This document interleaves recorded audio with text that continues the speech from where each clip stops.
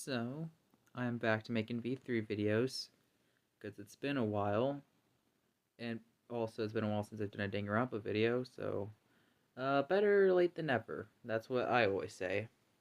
I actually don't really say that much, but, today we're going to talk about what happens if we remove one of those things.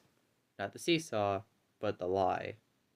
Today we talk about an alternative timeline where Kokichi does ultimately die to the seesaw.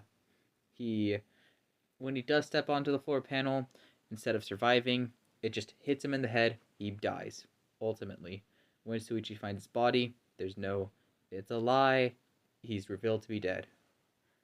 So, how would this change the story of Danganronpa V3?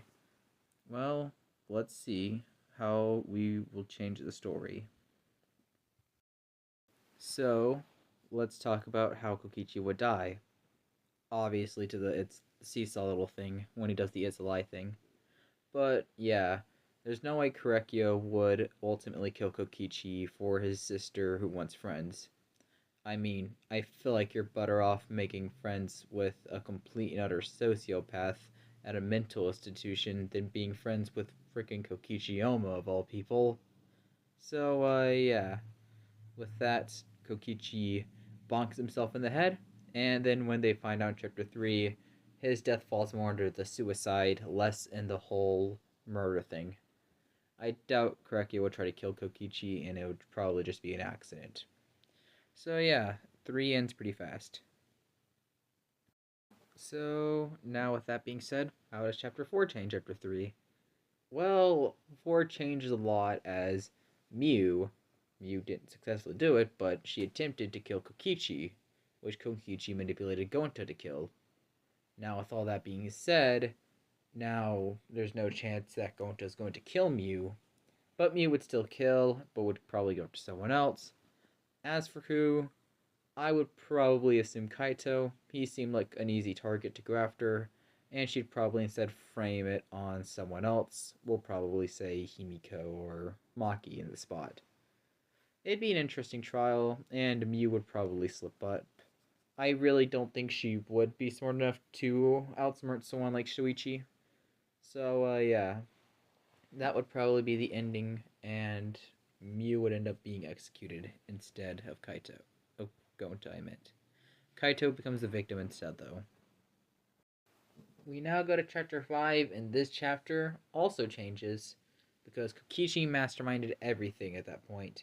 He manipulated Miu into making the things for them to get out so they could see the outside world, but to see it's corrupted. Kokichi claims to be the mastermind, kidnaps Kaito, and Chapter 5 honestly goes off the rails at that point.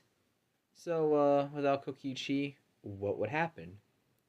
Well, like my Nagito video, Chapter 5 would probably not happen.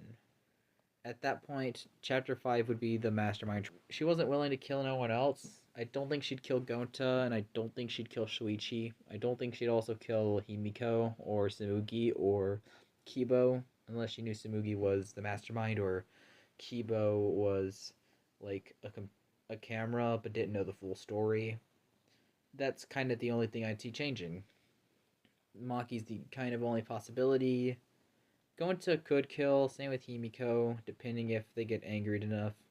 I doubt Kiba would kill unless the audience gets bored.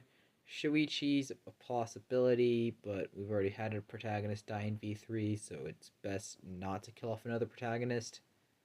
And Samugi would probably not kill unless she wants to pull a Junko.